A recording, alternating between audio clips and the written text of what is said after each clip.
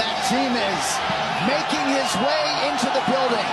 One of the bigger mixed martial arts fans I know, President Donald Trump, taking his octagon side seat for UFC 295.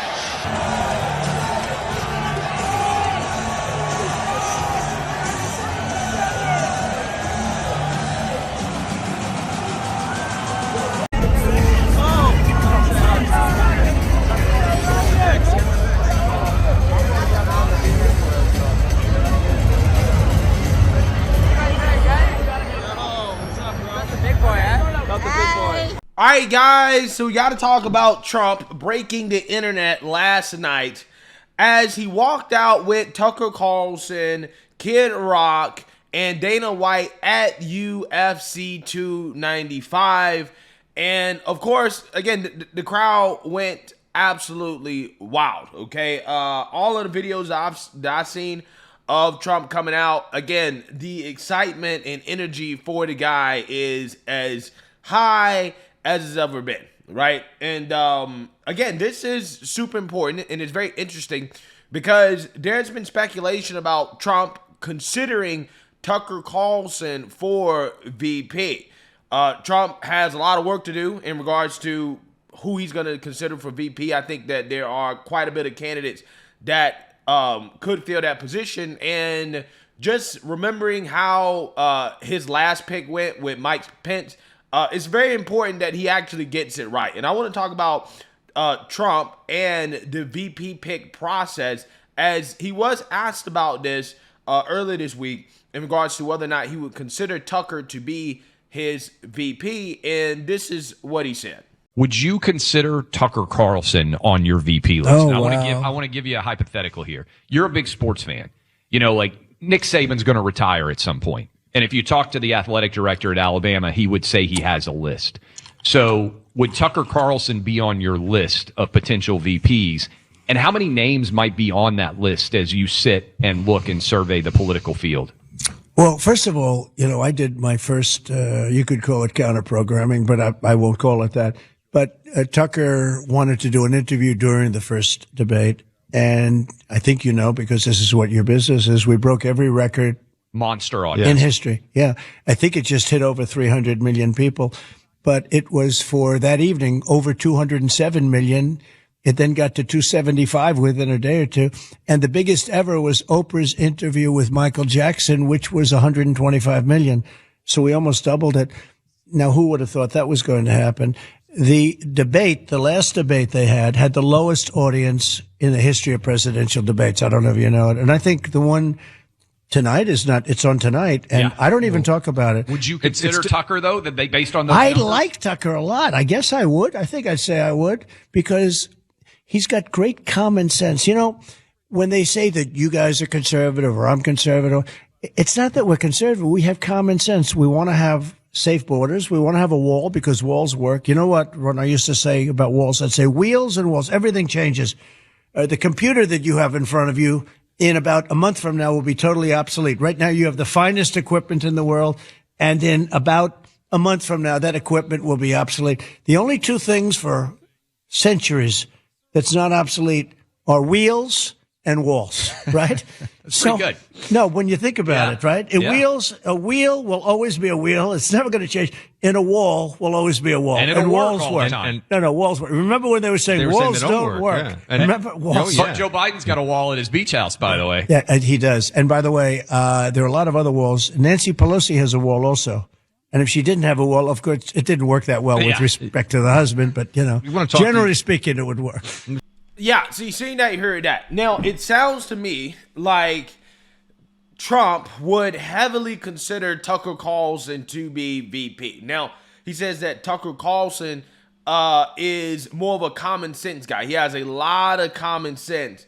And I think personally that Tucker would be a very intriguing pick for Trump. And I'm going to tell you guys why. I'm actually going to go through a number of people that Trump could pick that have been floated out there in regards to VP and tell you what I think about it. Because there's a strategy behind picking VP.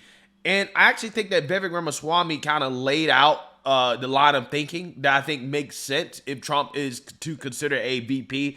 In his recent interview with Patrick Bet-David, when asked about whether or not he would consider being Trump's VP. Take a look. Himself with Trump, right before the debate, they're going out with the video, got a few 100 million views on Twitter.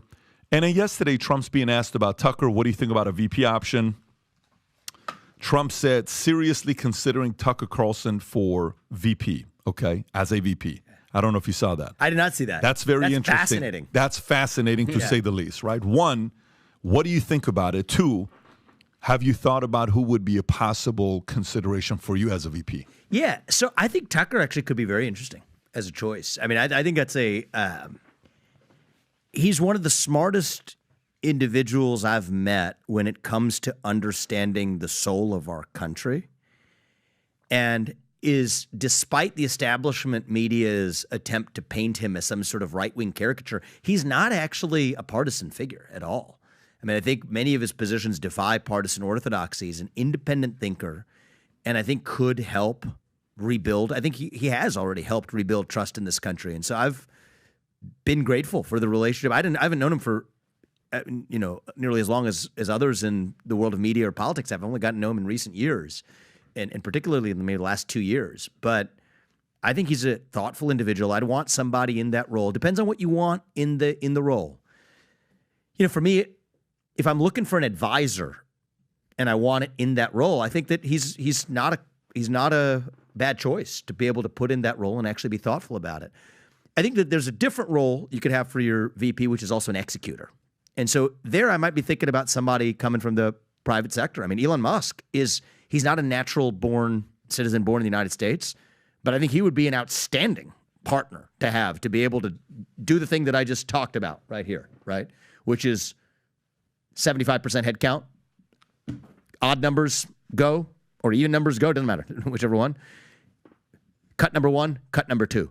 I mean, he's a guy who's actually done it and understand and has also built things up from scratch. And I'm an entrepreneur. He's been, I've been more successful than most. He's been more successful than all, so including me. And so I would want, the rule of thumb for me is, it's how I built my businesses, it's how I want to run this country. Who is better than me in each of the domains where I'm going to need it? Okay?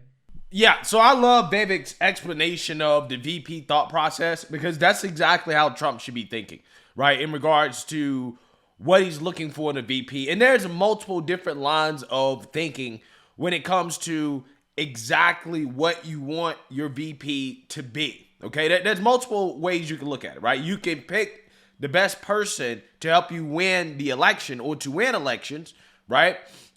Which is kind of the role that I think the Democrats went in when Joe Biden picked Kamala Harris. I also think that's the role that Trump went in 2016 when he picked Mike Pence, because Mike Pence was supposed to be like the traditional conservative, uber Christian, social conservative guy that was going to make the religious base of the Republican Party feel better about picking Trump, even though that seems to be unnecessary because, the religious base of the Republican Party, the more social conservative base, actually really like Trump, which is a fascinating thing. But I think that's the main reason that Pence was picked. Pence was picked because he could help Trump win the election with social conservatives, right? So, again, there are multiple kind of different lines of thought. Now, what Vivek was articulating about Tucker, right, and why it is fascinating, is that somebody like Tucker would be a great kind of spiritual advisor to the president if that's what you want in the VP role, okay? Because Tucker doesn't have any government experience, so he's really not somebody that I would say, knows the government like that. He also doesn't own a business in regards to actually like being like what you would think of as a more traditional kind of CEO type.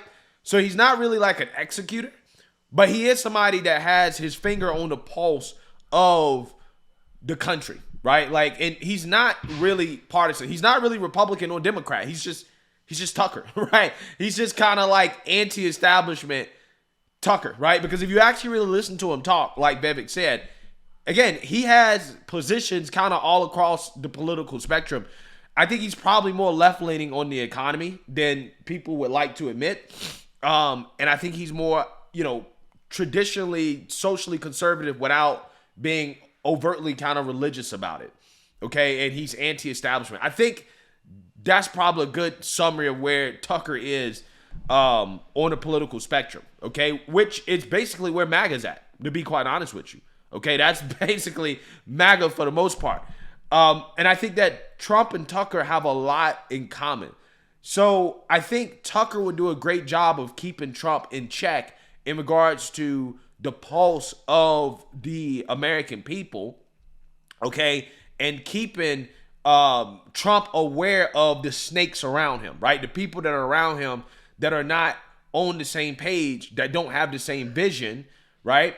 I think that Tucker would do a great job, okay? He's a media guy, so again, he knows the people, he knows what to say, right? He knows, how the people are feeling about certain issues, okay? He knows, what Trump should go out and say, what he shouldn't say, right? What agenda he should focus on the most, what he should prioritize, what he shouldn't prioritize. I think Tucker would be a perfect pick for somebody like that, right?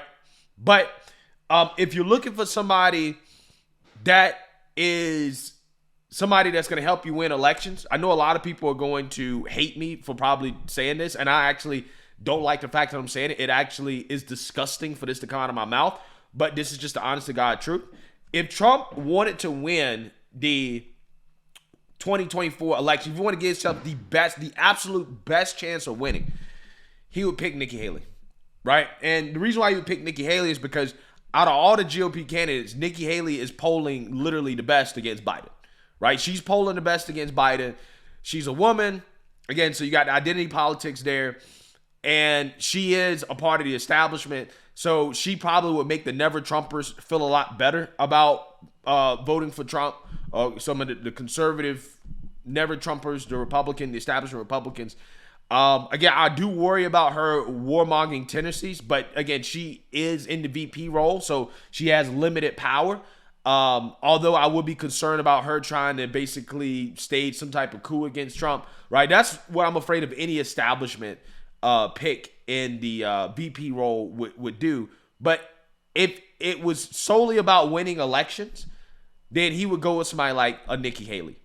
Okay, that is, proven that she can get the message right on abortion.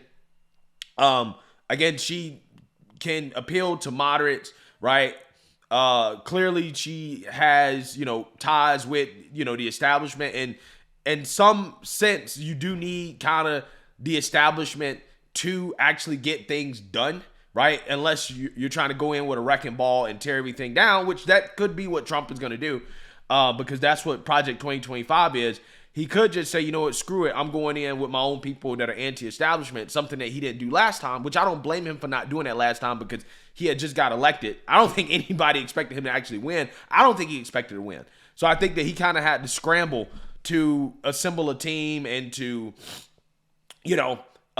do what he wanted to do. And then he found out that, the establishment is basically not letting me do what I want to do. They're going to stonewall me, no matter what I want to do. And I think he's learned from that, right? So, again, if you're looking at the identity politics, who gives him the best chance to win, probably somebody like Nikki Haley. Now, if you're looking at somebody that's going to execute and get things done, again, I think a Vivek Ramaswamy would be good, because I think that Vivek would be the same as an Elon Musk in the sense that being somebody that actually is, in business, right? Worked in the private sector, knows how to make processes more efficient. Like that literally is the job of somebody that owns a business, is to make it more efficient, to be a capital allocator. I think that Vivek will be the perfect choice for VP, right? Especially if you're talking about reducing the federal headcount, okay? Like he explained, Elon Musk did that with Twitter, right? The left said that, Twitter was going to fall apart, right? Twitter was going to collapse because Elon Musk laid off a bunch of wokes that weren't needed. Turns out it's been like a year later and Twitter's running better than ever, right? Turns out you didn't need all those people. I think the same thing applies to the federal government, right? They try to fearmonger people into thinking, you can't cut 75% of the government. Yes, you can. I guarantee you can cut 75% of the government and not a damn thing will change, right? Not a damn thing will change, okay? So, again, if you want somebody that's an executor, I think that Vivek will be a great pick for the VP spot. There's also other options as well, too. People have mentioned people like Carrie Lake, who, I think is a great person, but I think she would be way better as a press secretary. I think that she would be amazing as a press secretary. But those are just the options that I'm laying out here. Obviously, there's a lot more, Christy Noem, maybe Sarah Huckabee Sanders, some other people, who knows? Tim Scott could be a guy if you're trying to go that route. But I think that the thought process for Trump is going to have to be, what does he want in that role? What does he want the VP to actually do? And how is that going to help him progress the agenda? Again, certainly Tucker would be a very fascinating pick. And seeing Trump and Tucker walk out at UFC is kind of crazy, right? Especially considering how Trump just talked about Tucker as a potential VP. So who knows? Maybe something could be in the works. Maybe not. Maybe they're just, getting close to each other, for, numerous different reasons. But again, I have no doubt that regardless, I think Tucker will have some role in the next administration, whether it's an official role or not. I do think he will have his hand in the pot a little bit, which I honestly think is a great thing. So let me know what you guys think. Make sure you like, comment, and subscribe. Most importantly, share a Black conservative perspective. Peace.